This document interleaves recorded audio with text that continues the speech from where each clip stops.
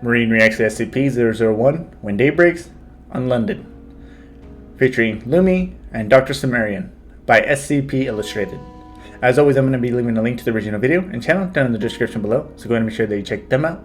Okay, so as far as the order of when day breaks colliding with other SCPs, I went from part 1 to part 2 to IKEA and didn't know that Unlondon was before that, because there was some mention of Unlondon in the IKEA one of when day breaks. So this one, when I finally looked at what the playlist looked like, this one should have been before the IKEA one, because obviously this comes before it. I don't know how exactly it's it interact with Unlondon, because from what I remember, it's a subterranean place. I do remember mention of that there's some entity or something in the center, because that's where a lot of the, I guess, buildings and structures are more detailed, and then as soon as you start going away from that specific location, I don't remember what it was called, but you start to see some buildings with no in layouts. It's only the outside.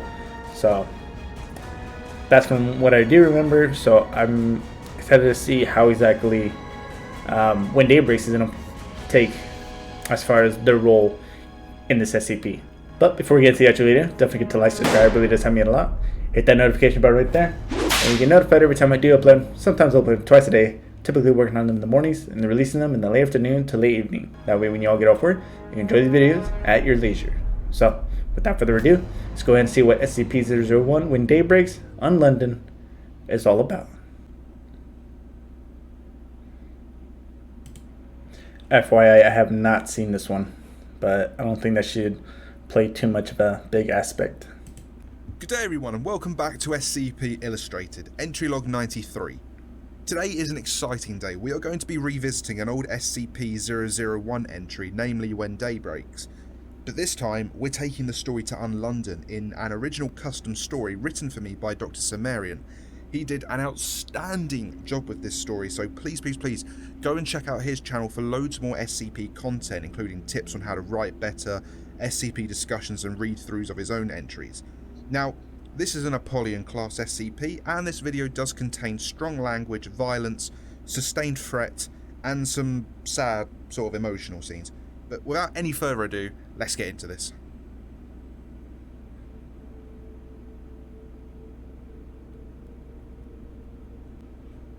I do remember they had these little bobbies, I think they were called, or these little police-looking beings in there. The following data release has been authorized by the following council members and administration staff. Mom, Dad, Ari, I'm sorry.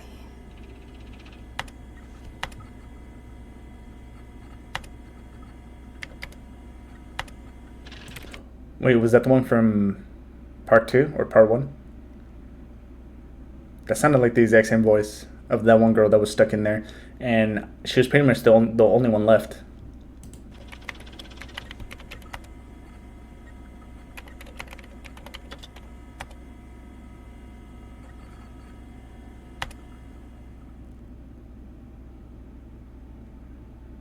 Access audio file recording 1. My name is Jacob Hawkes. Dr. Oliver told us that recording our thoughts could keep us from going crazy down here in the dark. I'm neither bored nor scared enough to worry about that, but orders are orders. On the surface, I was a containment specialist. I spent most days either here in London or the primary British containment site in Kent. I work with Kira North, the site's current security head. I wouldn't call us partners, but we do good work together. Every day we find something new to study. Last month we noticed that you can grow plants down here. Now, how a plant can undergo photosynthesis without the photo part is beyond me, but we've got a growing little farm going near the Hyde Park base. They don't grow very fast, mind you, but they do grow. Considering this place is supposed to replicate London, it actually makes some sense. Even the most urban cities have plants and parks. As long as we try to keep a base down here though, I'm gonna have work. God, can you imagine doing this for the rest of your life? The Bobbies are a damn menace, constantly harrying the researchers, Sign up for the Foundation, they said. Fight humanoid abominations for the good of mankind, they said. They were surprisingly honest in the brochure. One thing has begun to worry me, though. We lost contact with the outside this morning. Of course, that's not the first time it's happened, but usually by midday we get a check-in from above ground station. Nothing so far today. I'm sure it's nothing, but we're supposed to talk about the stuff that bothers us on this thing, so here I am. On top of it all, there's a marked uneasiness among the staff. There hasn't been an attack by the Bobbies all day, which is even weirder than losing contact with the surface. Elise said she thinks something went wrong groundside. An XK maybe. She's always freaking out over little things, but I ordered her not to say that to anyone else. It made me worried, and we don't need that spreading to everyone else. Alright, so when you mentioned that the Bobbies haven't attacked all day, they're probably already, as far as these SCP-001s, they're probably already in there, and that's what the Bobbies are trying to fight. As far as considering in a universe when daybreak happens, Unlondon would probably be one of the more safer places, since it's always, if I remember correctly, since it's underground, it's usually dark, but there is some lighting from what I remember. I'm not 100% sure. She pouted a little when I gave her the order, but she'll get over it. I still convinced Kira, though, that we needed to send a patrol topside to check out the substation and figure out what's going on. It's likely nothing, but we can't take any chances. That's all. You know, I actually do feel a little better. Alert. Transmission received from Site 19. This message will repeat. This is a general alert from Site 19 and the O5 Council. All Foundation personnel are to shelter in place. Direct exposure to sunlight is to be avoided at all costs. Under no circumstances are communications with SCP-001 entities to be initiated. We know they're trying to contact you. It doesn't matter. They're all dead. Do not respond. Do not acquiesce to any of their requests. All Foundation personnel should revise new evacuation plans. Site 19 is no longer secure due to several security lapses. The off-world colonization project is currently on hold until the site is resecured. Learn from our mistakes, but don't come here yet. Shit, it's in the vent. Open fire! Access audio file recording 2. Dr. Oliver spread her brains across her office wall with a bullet this morning. You'd have thought that the bosses would have changed their minds about the whole solo therapy thing, but apparently it's still in the rules. Turns out, I had the dumb luck of being in Unlondon when the sun went wrong. There's no confusion about what is happening, just the whys. If you spend any amount of time in the sunlight, you start to melt. Spend long enough, and there's no turning back. God, that really is the new normal. That was the thing too.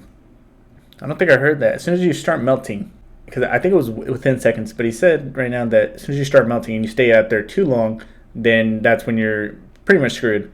But if you start melting a little bit and you get into the shade and avoid the sun, would you still be fine, or would it still continue to melt you, even if you are in the shadow now? Or if it's just you're in the sun for 1 second, that's it, you're done.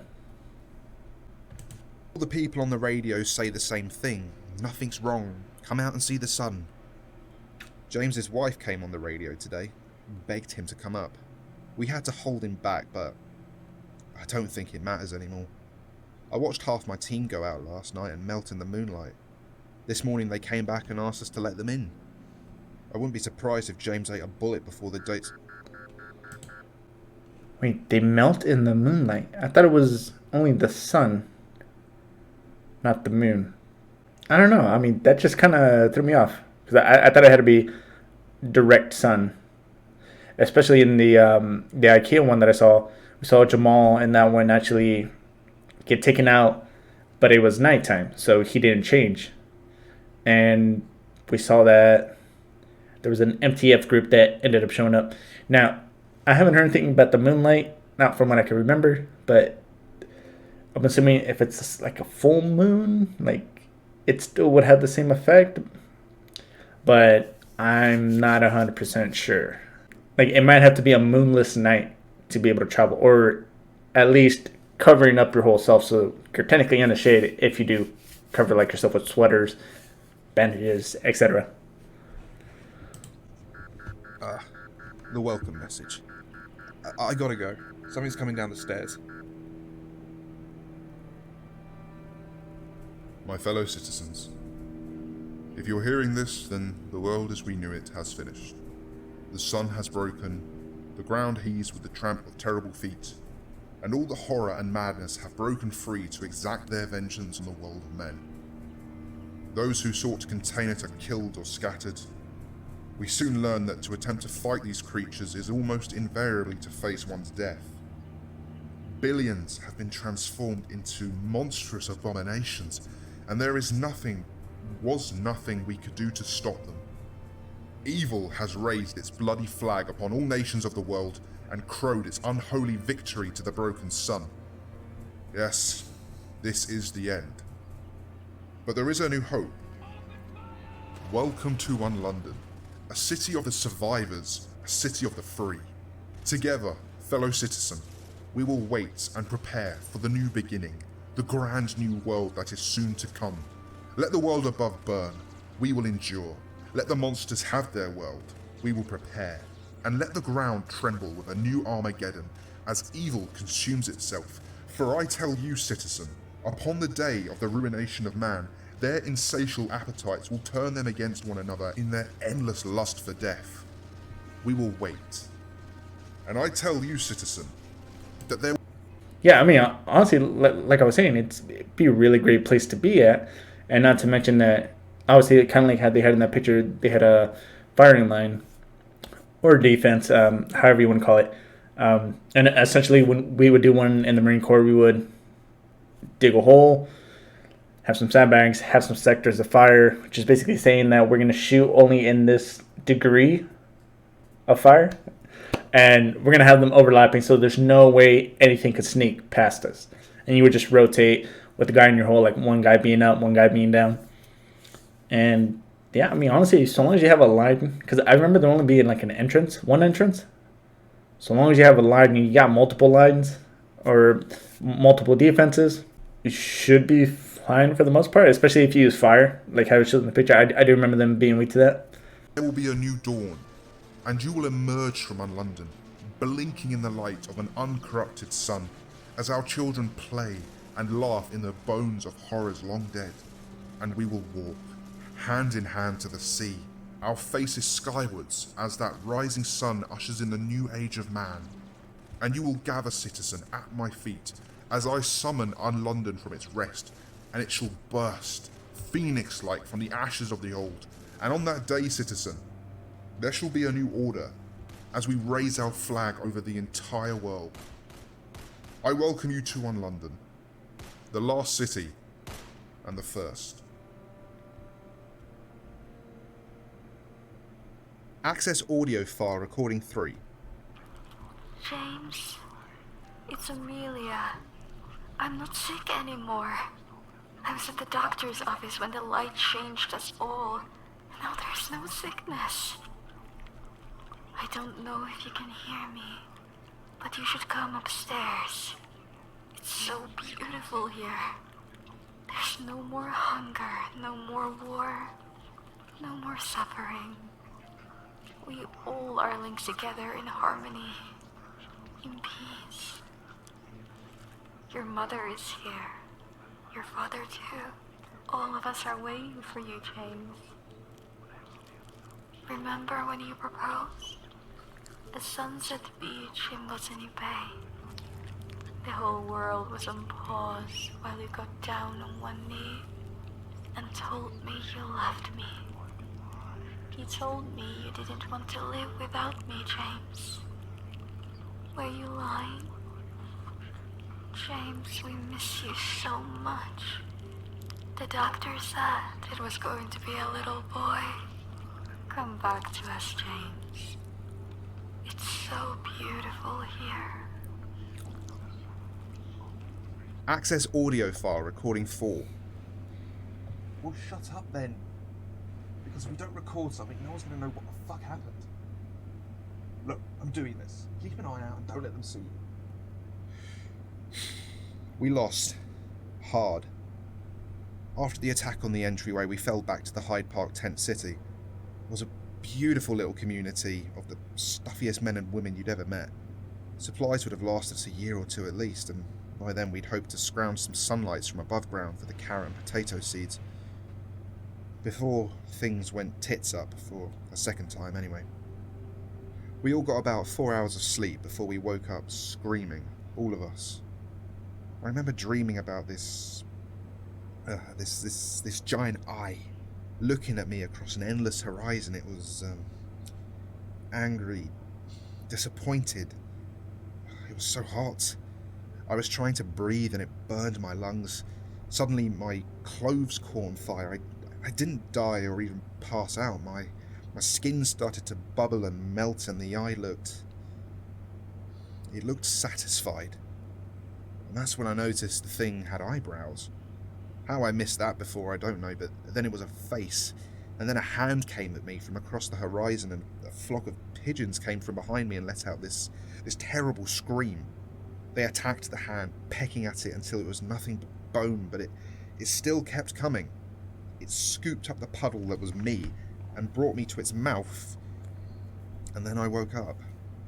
I think the city was trying to warn us. I don't know how this place works, but those stupid pigeon eye things were going crazy in the air above us. They could see it coming even though we couldn't. The men we lost last night knew everything about our defences, and there's a flood of flesh pouring down the stairs now, spreading its way across the city.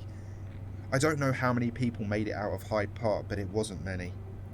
James's leg's a mess, and Elise is out of breath.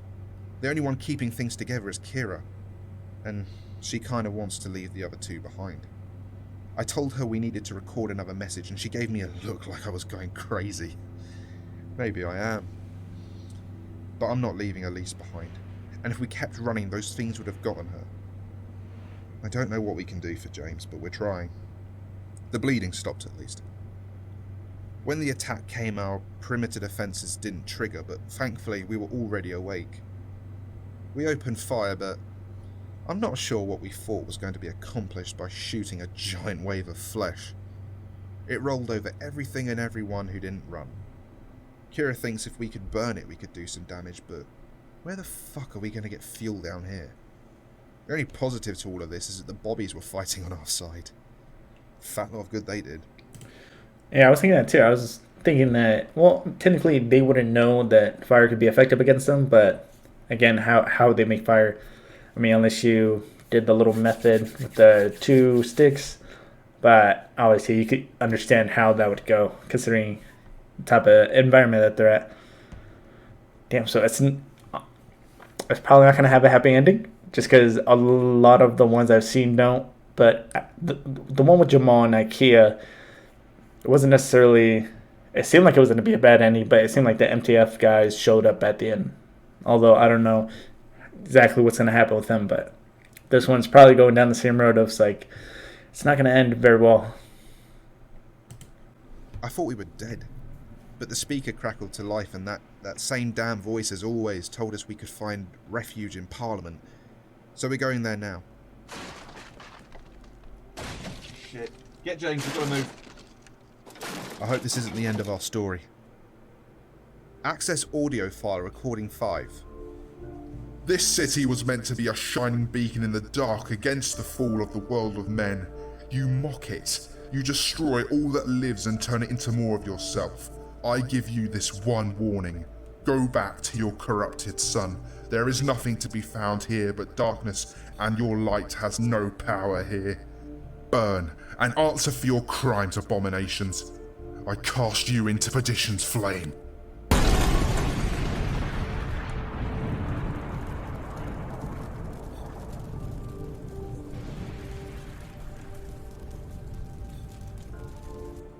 Access audio file recording 6. We had to leave James behind. I think he knew he was going to die. Kira offered to blow his brains out so he wouldn't get taken, but he said he wanted to see his family. I don't know what to make of that, but I hope he's happy now. Kira, Elise and I made our way to Westminster. I'd never seen so many bobbies in one place before. They parted just enough for us to make it to the Parliament building. A few days ago I'd have been terrified, but It's kind of the same thing we saw with the IKEA. We saw that the employees were actually helping the people that were in there. I feel like when day breaks is always going to start to bring SCPs and people more working together to face like a bigger threat. it felt comforting. Strange days indeed. Parliament was empty, except for an army of Unlondon's monster guards. Most of them guarded the door and a few guided us through the maze inside the building. If they weren't there, I swear we'd never have found our way. We came out in a room with a tank at the centre, large enough to hold a person, but it was empty. Just a slick of liquid along the floor that led to another open door. The bobbies can't talk, so they just motioned to the door with their hands. It was a bit comical to me. I mean, what were we going to do? Run back outside? There was a set of stairs going down. We could hear the door close behind us, and then we heard a loud crash. We arrived at the bottom of the stairs on a sandy beach. There was a little wooden platform with a small steam-powered ship, barely visible in the dark, attached to it with a rope. We could see Unlondon looming above us, but there was no other way back, except back up the stairs that we'd fled through. Wait, so this is actually how it looks like? Or is this just a depiction of someone's interpretation of it? There was a mooring for a second boat, but it was long gone. Aerial surveillance of this area last month didn't see the boats, and Kira and I have no idea where they've come from. Not that it matters. When someone throws you a life vest, you take it, not quibble over where it came from. We knew there was no other way out, so we climbed aboard. Once we were in the water and a decent distance away, something burst at the centre of the city. The flames, they burn bright and white. The flesh is sizzling and screaming. The whole city is dying and the monsters with it. If this river is an approximation of the Thames, we should reach open water soon.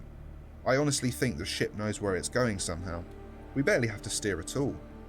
Elise found a note in the engine room. It said, "Gather your friends, gather your things, and gather your light.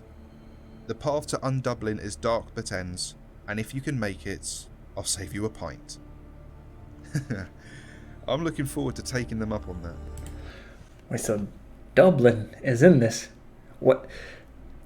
I think I mentioned it in one of the part 1 or part 2 that how far does Unlondon actually extend? Since it's saying Undublin, is this? It may not be too much far of a stretch to say that this might encompass the whole world, and that Unlondon is just the actual pinpoint of when you actually enter in that world or subterranean or whatever you want to call it.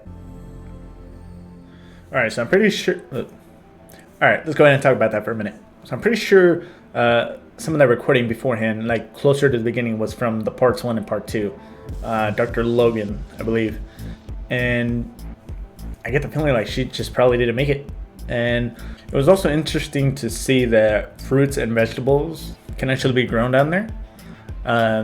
Despite, pretty sure there wouldn't be a sun in there, otherwise when day breaks would occur in there. And again, I just found it chilling in a way, because they've been having, when they do the voices, as far as like being the ones who are really being consumed and turned into these blobs, that it sounds very, like if you were there hearing it in person, it makes you really like feel like, okay, I kind of understand why this person would get manipulated into going out into the sun, just because, just not only the way they sound, but imagine hearing that like in person. And also, again, I like the fact that the Bobbies now are actually helping the people. I do wonder how many were left, because it seemed like it was only 2 people that ended up escaping on the boat. I mean, I'm pretty sure there was more, they just weren't mentioned as much. But the part about the moonlight really threw me off, because I thought it was only affected when the sun was out. I don't know what's going on there. I mean, if someone does know, feel free to comment that down in the comments below. And also, just for the illustration as far as Unlondon itself, I completely thought it looked a lot different in my head. Although, then again, I think this is just a depiction of what SCP Illustrated has in his mind as far as making it. What really caught my eye was when they said Undublin. So this is really explaining to me, like I said in the video, that like how far does this world extend? Is Unlondon just the entry point, and then you can like go to insane amount of different places, maybe even the whole world, like an opposite version of the whole thing. But at least with this one, as far as we know, it ended up pretty happy. You know, I mean, granted, a lot of people died, but we had some people at least make it out. That's pretty much it as far as what I gotta say on this video. But don't forget to like, subscribe, really does help me out a lot. Hit that dislike button if you didn't like it. It helps me improve the channel. If you're curious to see what's coming up next, check the description down below. You're gonna see a list of about 5. Top to bottom is gonna be how I view them. But until then, I'll see you all in the next video. Bye.